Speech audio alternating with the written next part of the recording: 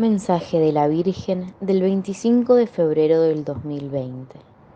Queridos hijos, en este tiempo de gracia quiero ver vuestros rostros transformados en oración.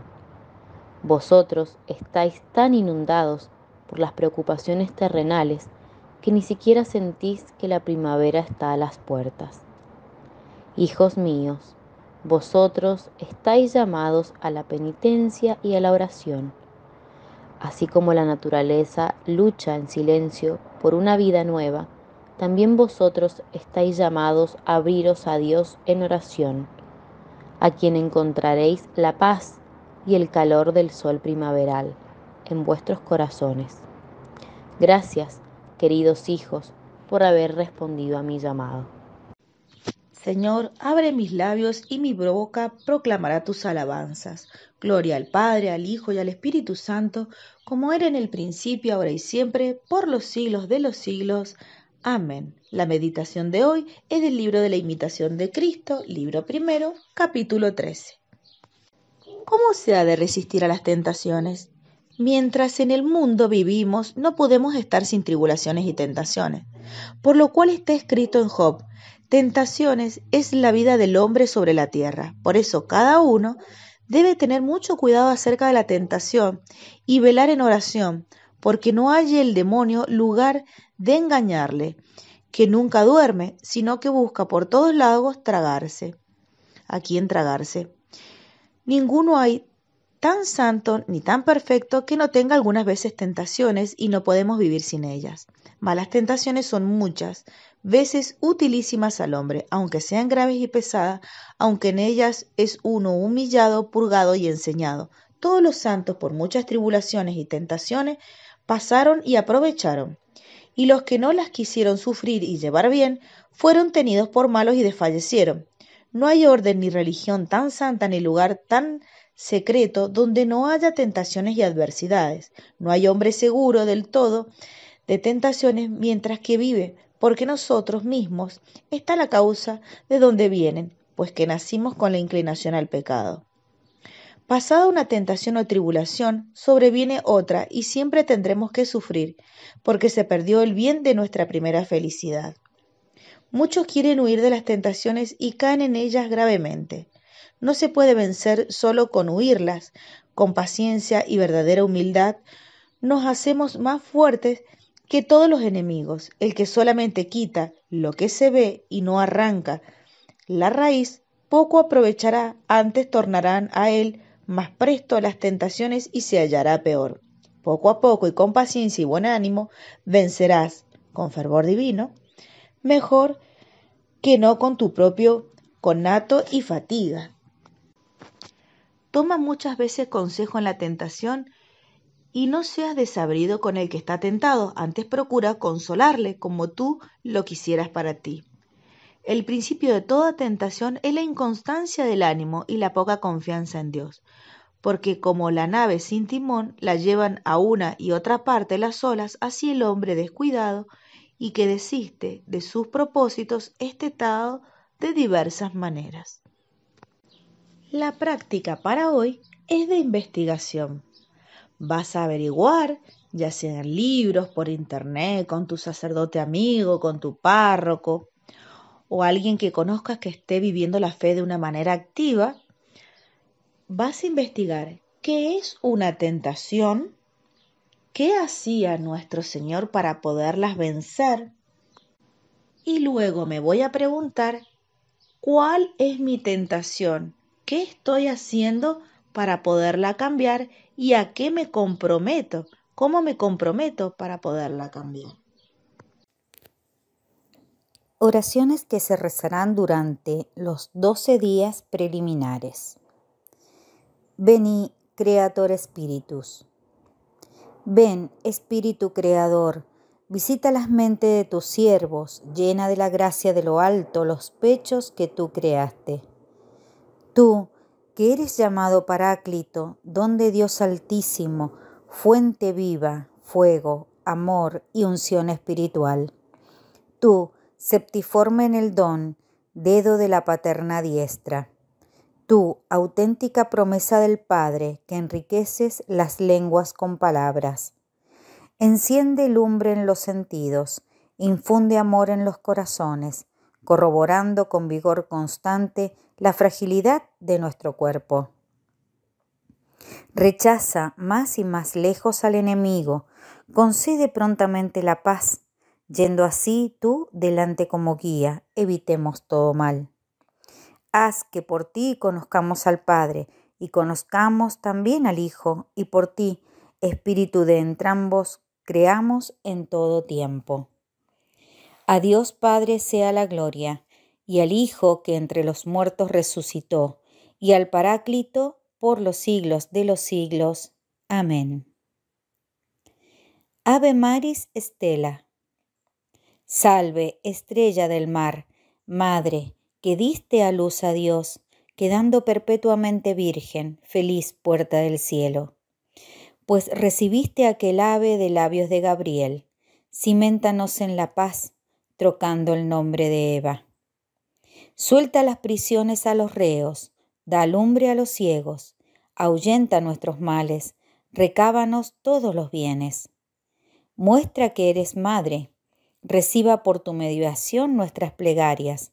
El que ha nacido por nosotros se dignó ser tuyo.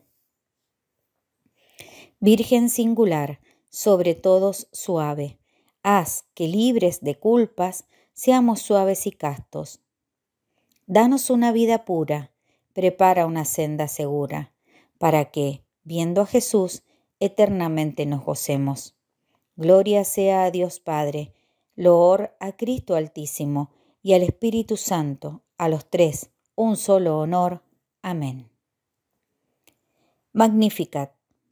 Proclama mi alma la grandeza del Señor, se alegra mi espíritu en Dios mi Salvador, porque ha mirado la humildad de su esclava. Desde ahora me felicitarán todas las generaciones, porque el Poderoso ha hecho obras grandes en mí, su nombre es santo. Y su misericordia llega a sus fieles de generación en generación sobre los que le temen. Él hace proezas con su brazo, dispersa a los soberbios de corazón, derriba del trono a los poderosos y enaltece a los humildes. Y a los hambrientos los colma de bienes y a los ricos los despide vacíos. Acogió a Israel su siervo, acordándose de su misericordia, como lo había prometido a nuestros padres, en favor de Abraham y su descendencia para siempre. Gloria al Padre, y al Hijo, y al Espíritu Santo, como era en el principio, ahora y siempre, por los siglos de los siglos. Amén. Soy todo tuyo, oh María, y cuanto tengo es tuyo.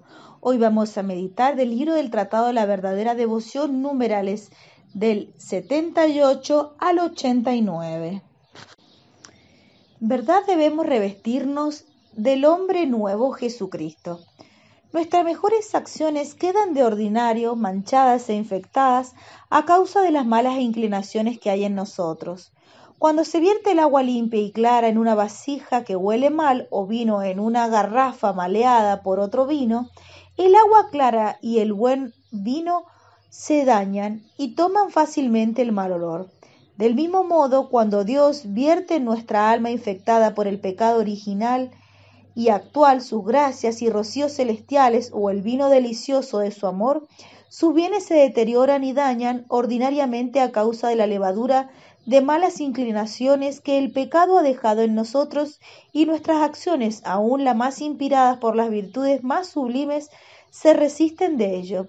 Es por tanto de suma importancia para alcanzar la perfección, que sólo se adquiere por la unión con Jesucristo, liberarnos de lo malo que hay en nosotros. De lo contrario, nuestro Señor, que es infinitamente santo y detesta la menor mancha en el alma, nos rechazará de su presencia y no se unirá a nosotros.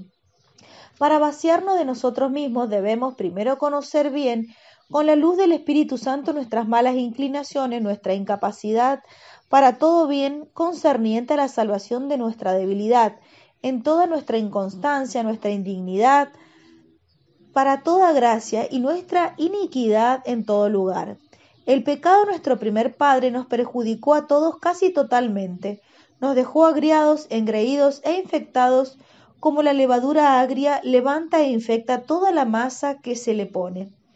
Nuestros pecados actuales, mortales o veniales, aunque estén perdonados, han acrecentado la concupiscencia y debilidad e inconstancia y la corrupción naturales, y dejado huellas de maldad en nosotros. Nuestros cuerpos se hallan tan corrompidos que el Espíritu Santo los llama cuerpos de pecado, concebidos en pecado, alimentados en el pecado y capaces de todo pecado. Cuerpo sujeto a 1000 enfermedades que día a día se corrompen y no engendran sino corrupción. Nuestra alma unida al cuerpo se ha hecho tan carnal que la Biblia la llama carne. Toda carne había corrompido en su proceder. Tenemos por única herencia el orgullo y la ceguera en el espíritu, el endurecimiento del corazón, la debilidad, la inconstancia en el alma, la concupiscencia de las pasiones rebeldes, las enfermedades en el cuerpo. Somos por naturaleza más soberbios que pavos reales, más apegados a la tierra que los sapos, más viles que los machos cabríos, más envidiosos que las serpientes, más glotones que los cerdos, más coléricos que los tigres, más perezosos que las tortugas, más débiles que las cañas y más inconstantes que las veletas. En el fondo no tenemos sino nada y el pecado, y solo merecemos la ira divina y la condenación eterna.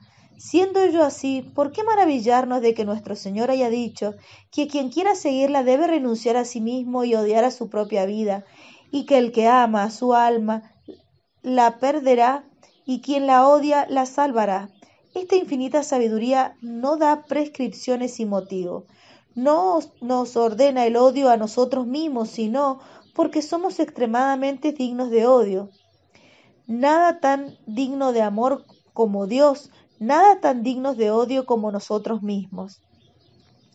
Segundo, vaciarnos de nosotros mismos. Debemos morir todos los días a nuestro egoísmo, es decir, renunciar a las operaciones de las potencias del alma, de los sentidos, ver como si no viéramos, oír como si no oyéramos, servirnos de las cosas de este mundo como si no nos sirviésemos de ellas.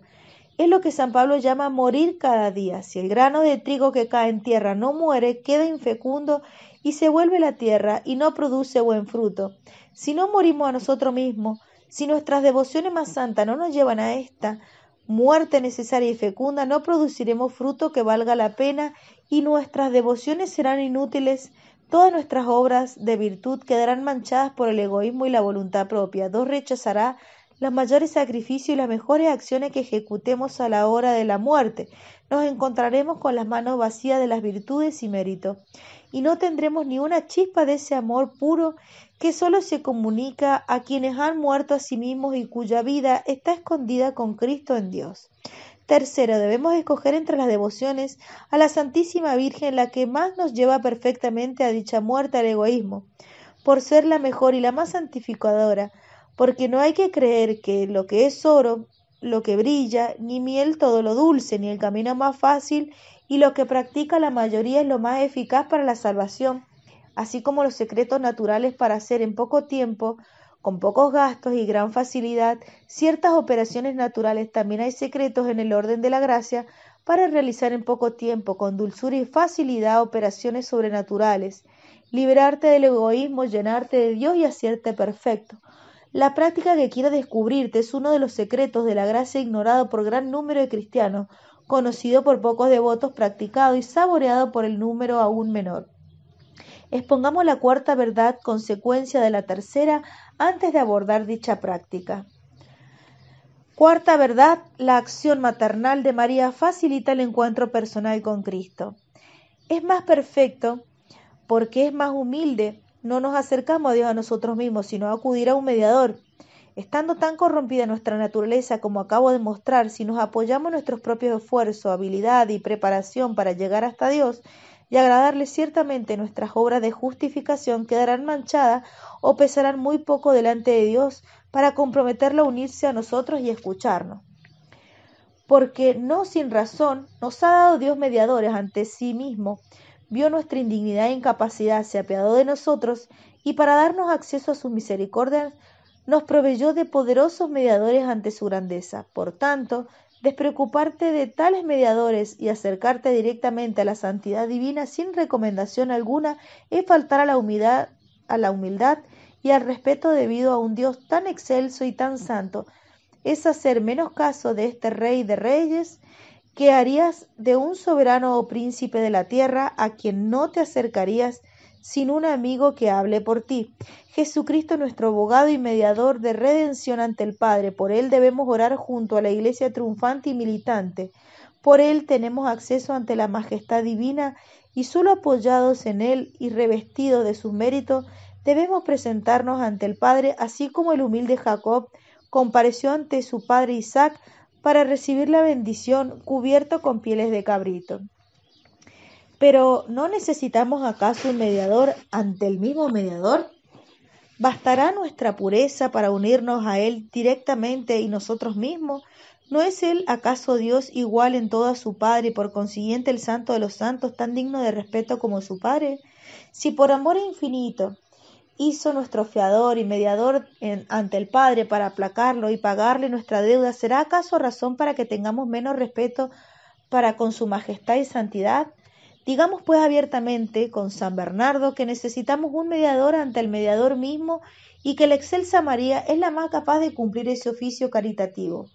Por ella vino Jesucristo a nosotros y por ella debemos nosotros ir a Él. Si tenemos que ir directamente a Jesucristo, Dios, a causa de su infinita grandeza, de nuestra pequeñez o pecados, imploremos con filial osadía la ayuda e intercesión de María, nuestra Madre. Ella es tierna, bondadosa. En ella no hay nada austero o repulsivo, ni excesivamente sublime o deslumbrante. Al verla vemos a nuestra propia naturaleza. No es el sol con la que la viveza de sus rayos podrían deslumbrarnos a causa de nuestra debilidad. Es hermosa y apacible como la luna y recibe la luz del sol para acomodarla a la debilidad de nuestra vista. María es tan caritativa que no rechaza a ninguno de los que imploran su intercesión, por más pecador que sean, pues como dicen los santos, jamás se ha oído decir que alguien haya acudido confiada y perseverantemente a ella y haya sido rechazado. Ella es tan poderosa que sus peticiones jamás han sido desoídos. Bástale presentarle ante su Hijo con alguna súplica para que Él la acepte y la reciba y se deje siempre vencer amorosamente por los pechos y las entrañas y la súplica de su Madre queridísima. Esta es la doctrina sacada de los escritos de San Bernardo y San Buenaventura. Según ellos, para llegar a Dios tenemos que subir 3 escalones. El primero, más cercano y adaptado a nuestra posibilidad, es María, el segundo es Jesucristo y el tercero Dios Padre. Para llegar a Jesucristo hay que ir a María, nuestra mediadora de intercesión. Para llegar al Padre hay que ir al Hijo, nuestro mediador de redención. Este es precisamente el orden que se observa en la forma de devoción de la que hablaré más adelante.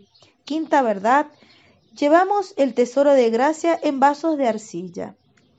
Es muy difícil, dada nuestra pequeñez y fragilidad, conservar las gracias y tesoros de Dios, porque primero llevamos el tesoro ante más valioso que el cielo y la tierra, en vasijas de arcilla, en un cuerpo corruptible y en un alma débil e inconstante que por nada se turba y abate.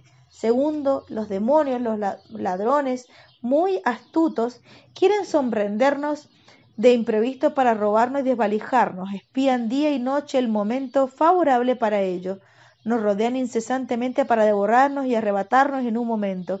Por un solo pecado, todas las gracias y méritos logrados en muchos años, su malicia, su pericia y su astucia y número deben hacernos temer infinitamente esta desgracia, ya que personas más llenas de gracia, más ricas en virtudes, más experimentadas y elevadas en santidad que nosotros, han sido sorprendidas, robadas y saqueadas lastimosamente.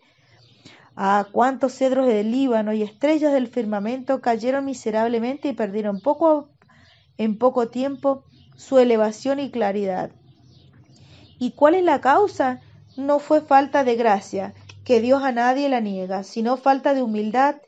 Se consideraron capaces de conservar sus tesoros y se fiaron de sí mismos y se apoyaron en sus propias fuerzas.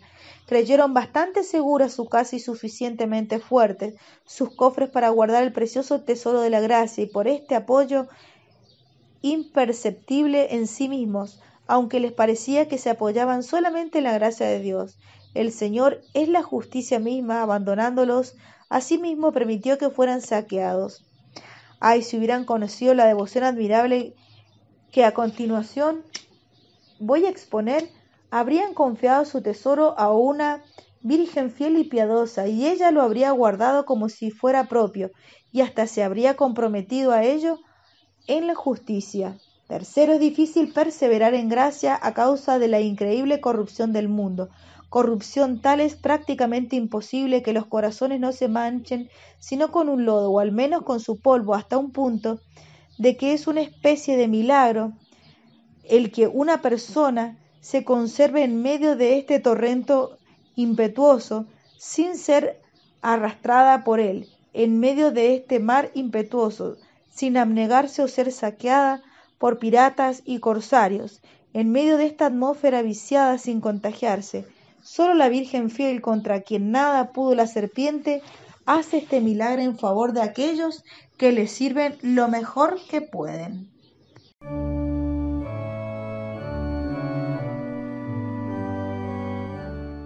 En el nombre del Padre, y del Hijo, y del Espíritu Santo. Amén. Ave María Purísima, sin pecado concebida. Queridos amigos, decíamos que antes de pasar a cómo se realiza o en qué consiste la verdadera devoción a la Virgen, San Luis María quería hablarnos de 5 verdades. Hemos dicho la primera, que es que el fin de nuestra consagración es Jesucristo. La segunda, hemos dicho ayer, que somos tan esclavos de Cristo como de la Virgen. Ahora en esta queremos hablar directamente de las otras 3, que son, ante todo, la necesidad de morir a nosotros mismos y de revestirnos del hombre nuevo. Muchas veces nos hemos preguntado lo siguiente: ¿por qué San Luis María va a prometer una santidad fácil? Es decir, una forma dulce, fácil, breve, para llegar a Dios. ¿Cuándo, por ejemplo, en San Juan de la Cruz vamos a encontrar una presentación del todo distinta de lo que es la perfección? La perfección es difícil, es ardua, el camino es difícil, es de noche, es subir a una montaña, la montaña del Monte Carmelo. Nosotros tenemos que decir que, por un lado, San Juan de la Cruz nunca va a negar que la función maternal de la Virgen haga más fácil ese camino.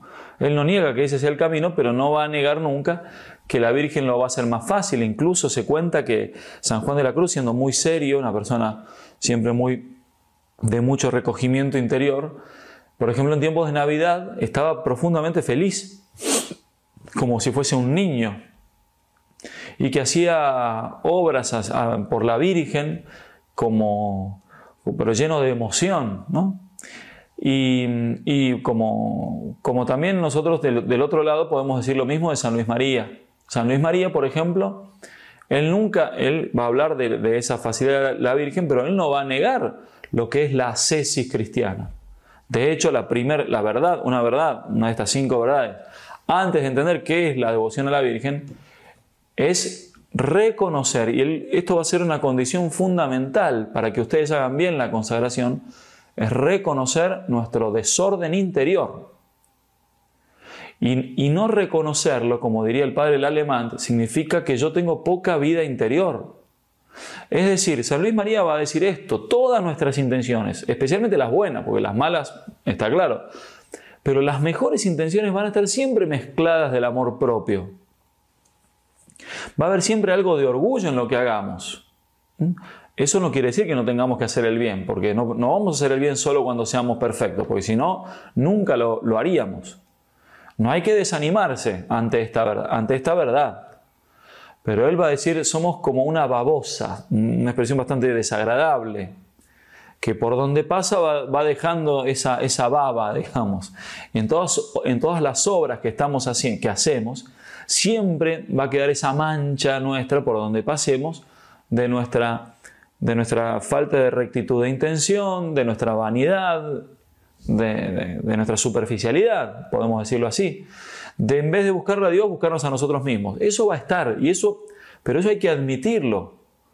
Por eso Él nos va a ayudar, ¿no? Va a dar, como han oído, como han leído, Va a dar varios puntos al respecto para que nosotros lo consideremos. Yo lo que siempre he pensado es que la consagración de San Luis María tiene como, diríamos, un principio y fundamento, hablando con lenguaje ignaciano, que es el amor a la Virgen, la estima y el amor a la Virgen, de lo que hemos hablado la primera vez. Después tiene esos pasos que hay que dar. El primer paso que hay que dar es este: reconocer nuestra incapacidad para todo bien, dice San Luis María. Y hasta que no esté esto, no se va a dar lo otro. ¿Por qué? Porque de esto se va a dar un fruto muy grande, y es el hecho de, que aunque puede sonar medio raro, es la gracia de, al reconocer nuestro desorden interior, odiar nuestra vida. ¿Qué quiere decir eso? Es lo que dice Jesús: el que odia su vida en este mundo la conserva para la vida eterna. Es necesario renegarnos a nosotros mismos. El que quiera venir detrás de mí, niéguese a sí mismo, cargue con su cruz y me siga. Negarnos a nosotros mismos, es decir, negar ese desorden, no la vida personal, por supuesto. No odiarnos a nosotros, no odiar lo que tenemos que estar agradecidos. Y el agradecido está siempre feliz, ¿no?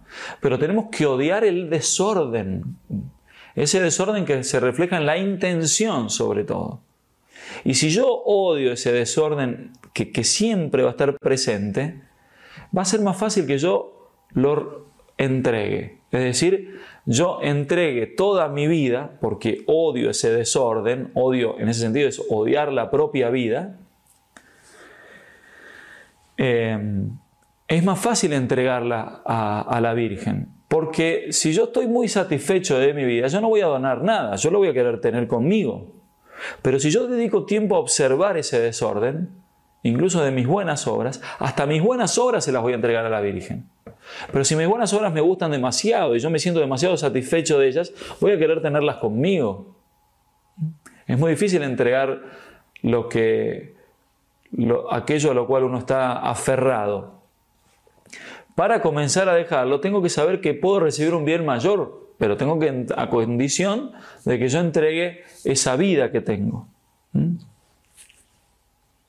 Por eso también San Luis María va a decir que debemos escoger entre las devociones a la Virgen la que nos lleva más perfectamente a la muerte del egoísmo, por ser la mejor y más santificadora. Entonces lo primero que hay que hacer es justamente esto. Estamos en la etapa de conocer el mundo, pero después van a pasar a la etapa de conocernos a nosotros mismos. Es ahí donde hay que comenzar comenzar lentamente a odiar ese desorden. A verlo primero, hay que verlo. Por eso dice San Luis María: tengo que imaginarme como una rana, como una babosa. Usará otras expresiones más desagradables que ustedes habrán leído o escuchado. Esas expresiones son buenas. Son buenas porque ellas nos van a llevar a ese negarnos a nosotros mismos, a esa entrega, al don de sí. De ese don de sí, piensen ustedes, depende el don que la Virgen va a hacer de ella hacia mí.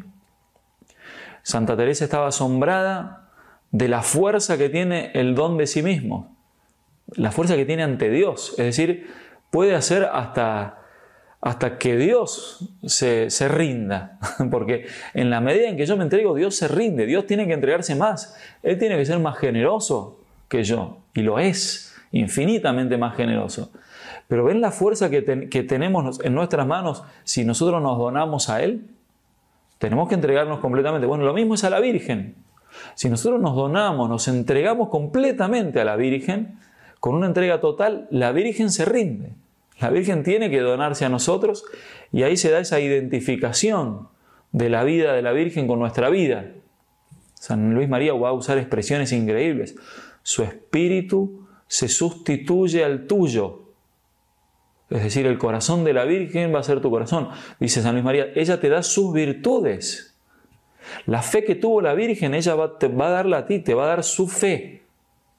Esa es la transformación del alma que marianiza su vida espiritual.